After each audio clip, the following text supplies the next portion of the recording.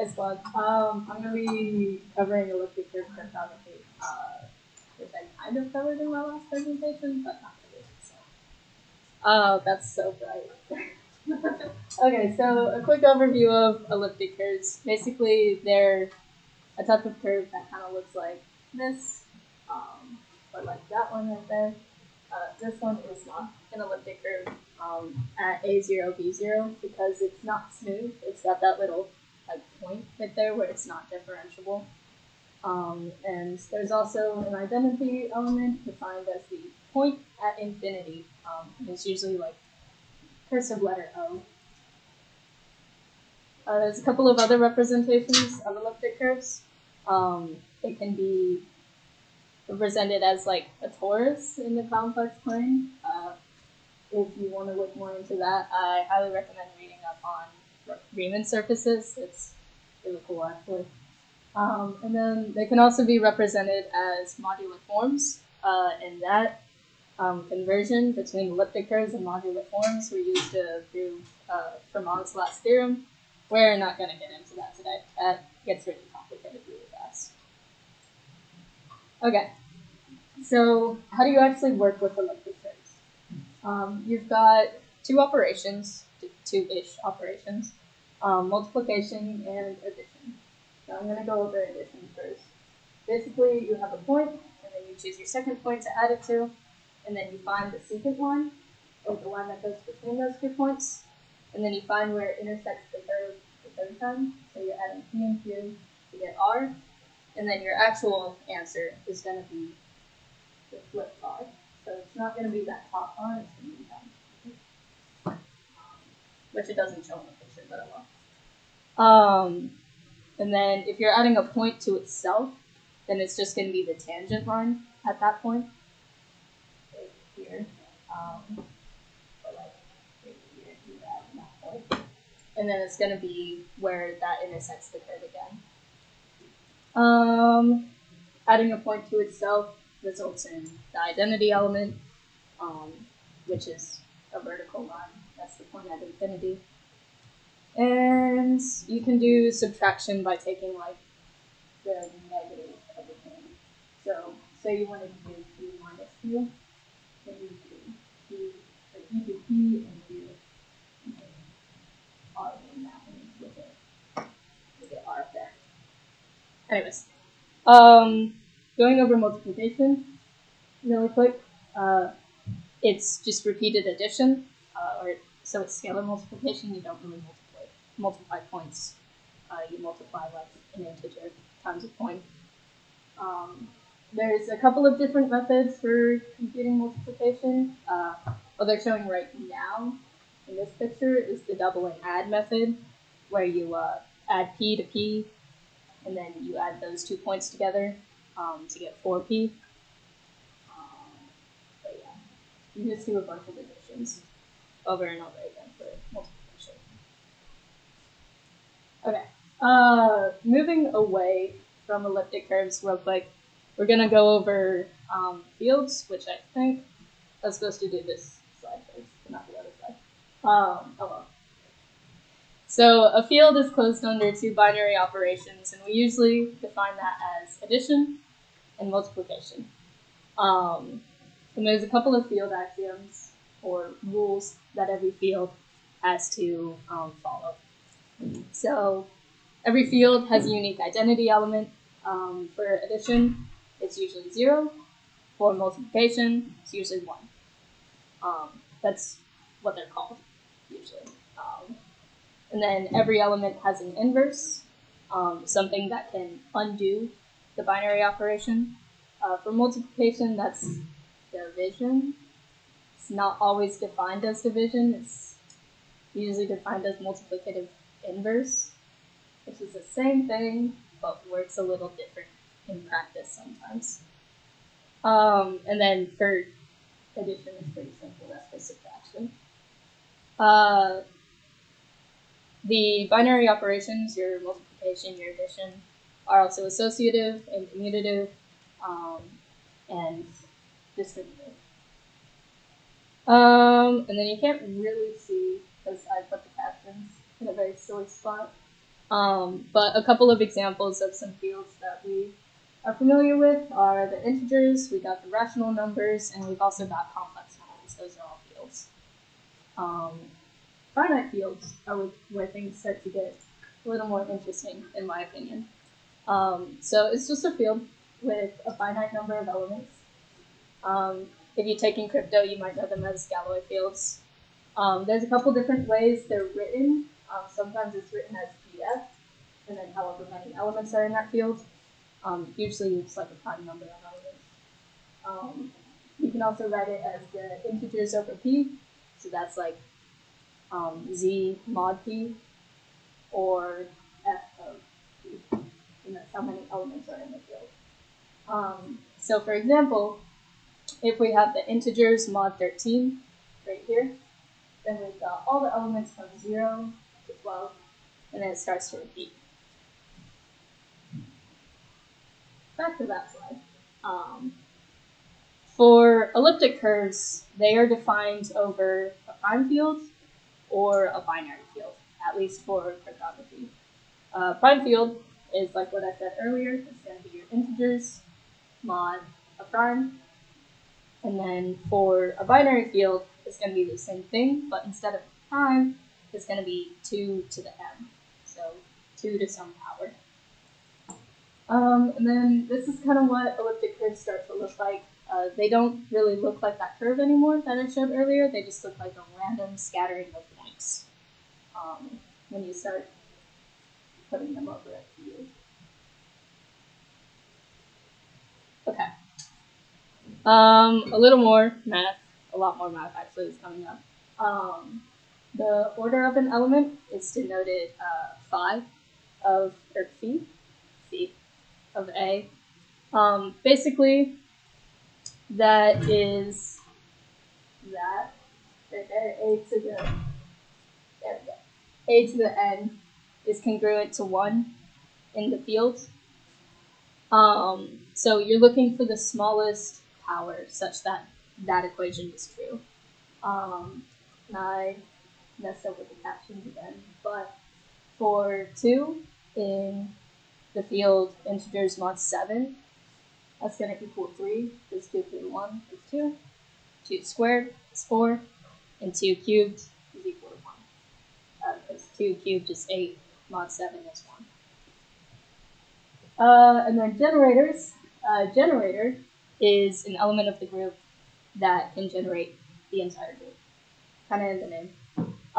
3 is a generator of z mod 7, because if you raise 3 to a power, then it will generate all the groups. So 3 through 0, 1, 3 through 1, 3, so all the way up to like 3 to the 6.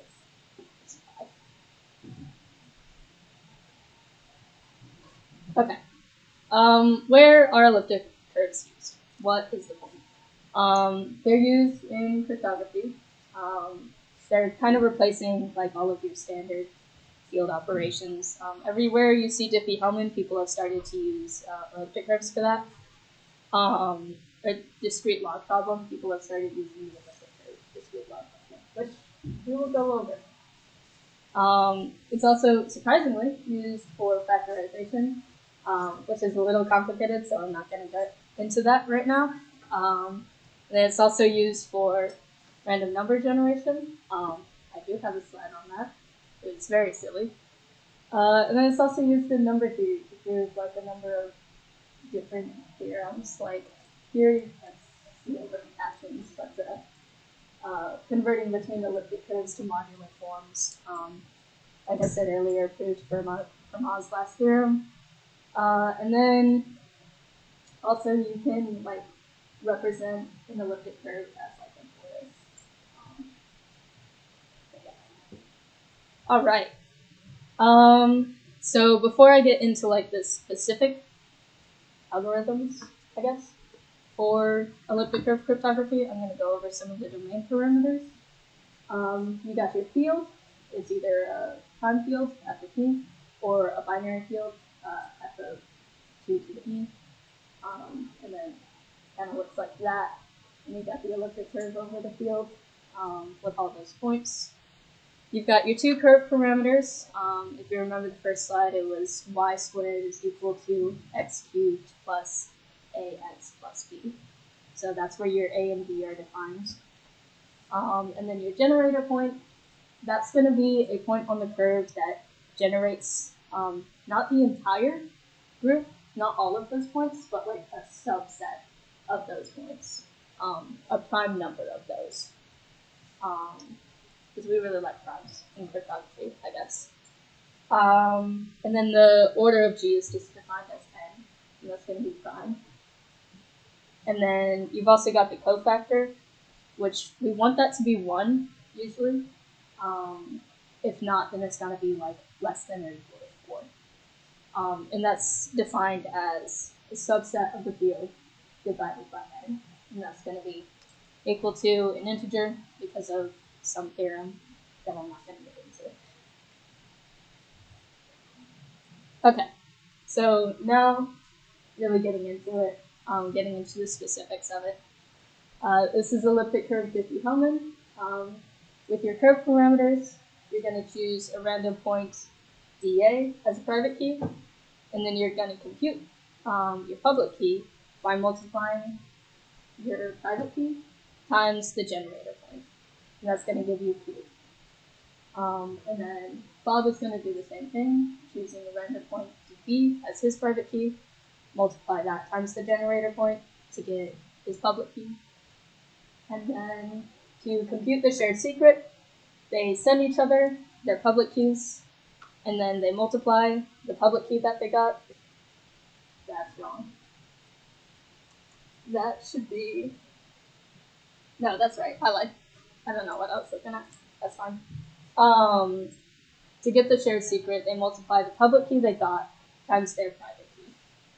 And because that is equal to B of A times C of B times the generator point, then it's going to be the same thing. So that one's pretty simple. This one's a lot more complicated, in my opinion. There's a lot more steps to it. A lot of steps which I actually left out for simplicity. So you're given your curve parameters again, and then you have a message M that you want to sign. This is elliptic curve digital signature algorithm.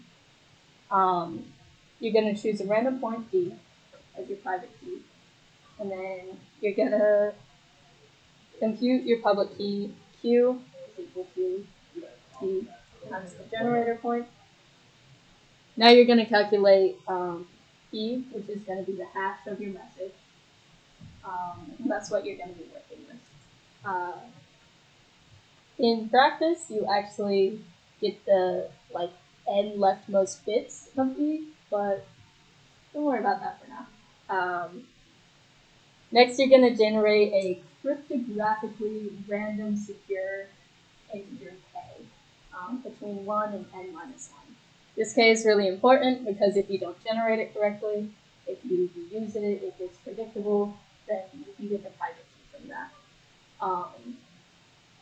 PlayStation had that issue. I think the PlayStation 2? PlayStation 2 had that issue, I think. Now you're going to calculate R, which is going to be part of your signature, as K times B. And you're just going to do all of this over mod n. So if it's bigger than n, then you just chop that off. Then you're going to calculate the actual signature S as the inverse of K times E plus R. Your signature is going to be the pair R and S, and that's how you do that. I did not go over verifying, and I did not go over getting the public key from the signature, because it got real complicated real fast. Okay, so why do we even care about using elliptic curve when we already have Diffie-Hellman in our essay? So one thing, it results in smaller key sizes. It's theoretically faster because it uses smaller key sizes.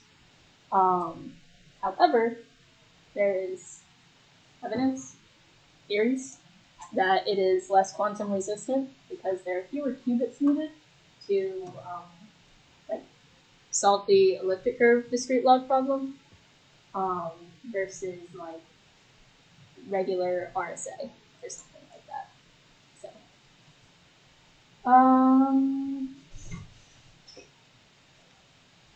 this bit.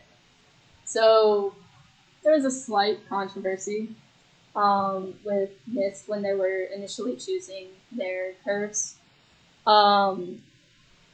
For an elliptic curve random generator that they approved, it had like a cryptographic backdoor, which basically meant that if someone knew about that, then they could like basically decrypt anything, or they could predict the random generated number. And Edward Snowden talked about this, leaked about this. And basically the NSA had like paid the RSA company group and NIST to like actually use this standard, even though or because it had that backdoor. So yeah, thanks NSA. I think that is the end. Yep, that's the end. So, any questions? Okay, cool.